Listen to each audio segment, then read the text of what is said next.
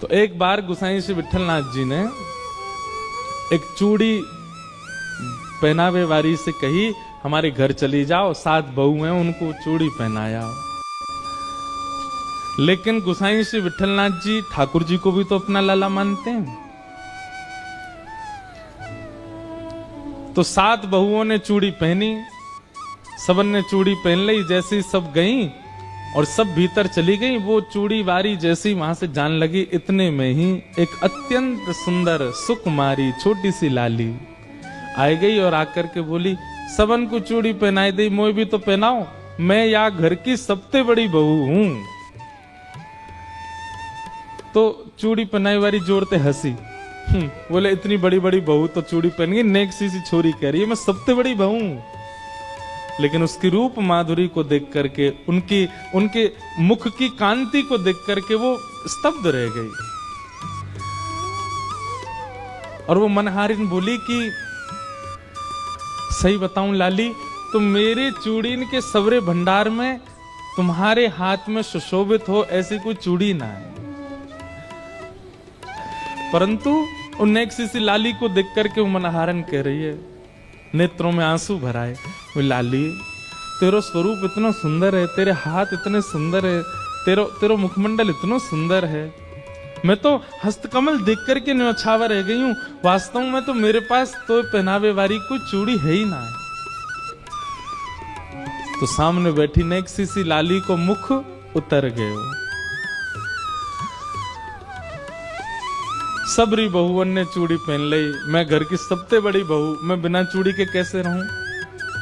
तो मनहारन बोली, लाली तू दुखी मत हो, एक काम कर, जेल तो इनमें तो जो अच्छी लग रही हो तू खुद ही चुन ले। और नन्ही सी किशोरी जी अपने हाथन से चूड़ी निकाल रही हैं और निकाल के स्वयं नहीं पहननी, वाकू दे रही हैं, लो पहनाओ। और वाह के हाथ से सुंदर चूड़ी पहन करके और छमछम करती लाली चली गई। गुसाई जी ने कही, सबरो धन ले जाइयो मोते जितनी चूड़ी पहनावे।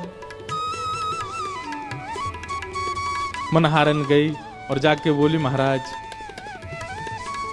पैसा दो। बोले 7 बहुवन के 2-2 हाथ, 14 हाथन में चूड़ी पहनाई, वाके हिसाब से बता दो। बोले 14 नहीं 16। बोले 16 कैसे?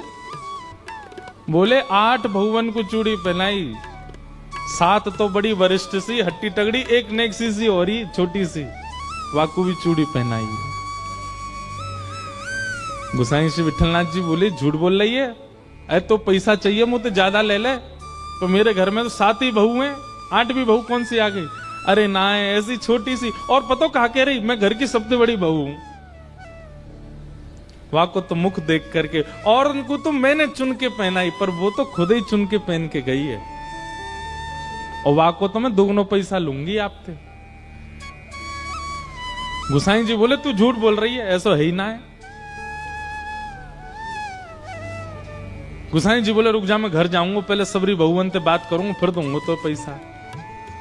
और गोसाई जी ने घर जाके, अरे कौन कौन सी ने चूड़ी पहनी? सबरी बहू आ गई, हमने पहनी। बोले वो मनहारन कह रही 8वीं पहन के गई है। 8वीं कौन है, हम 7 ही हैं घर में। गोसाई जी बोले, वही तो मैं कह रहा हूं, आप ठाकुर जी का जैसे शयन कराने के लिए गए और ठाकुर जी को शयन करा करके जैसे स्वयं शयन में गए, किशोरी जी रोती रोती आ गए। बोले, गोसाई जी आप 7 पुत्रन को अपनो मानो, 7 बहुवन को अपनो मानो, और तो और आप लाल जी को अपनो भी पुत्र मानो, पर मुंह को अपनो बहू ना मानो। गोसाई जी बोले, अरे श्री जी ऐसा क्या कह रही हो? बोले, आप ठाकुर जी के प्रति का भाव रखो? बोले, वो मेरे लाला हैं। तो बोले, वो तुम्हारे लाला हैं तो मैं तुम्हारी बहू ना भाई? बोले, नहीं नहीं श्री जी, आप तो मेरी बहू हैं। तो बोले, फिर आज जब मनहारन सबरी बहुवन को चूड़ी पहना, मैंने पहन ली, तो तुमने वहां को पैसा ही ना दियो। गोसाई जी के नेत्र सजल हो गए, तुरंत रोने लगे। बोले, अरे श्री जी मुझसे अपराध बन गए हो, मुझसे बहुत बड़ी भूल है गई, चूक है गई। श्री जी बात ऐसी है, मैं लाला को छोटो मानू ना, तो मेरे मन में ऐसा भाव है, अभी नेक्स्ट सो लाला या को ब्याह भयो नहीं, परंतु आप और ठाकुर जी छोटे बड़े नहीं, आप तो नित्य संग रहो। आप तो हमेशा संग रहो, आपकी कोई आयु थोड़ी है कि या आयु में ब्याह होगा, आप तो नित्य संग रहो। मेरे दिमाग से बात न कर गई, मुझे क्षमा कर दो श्री जी।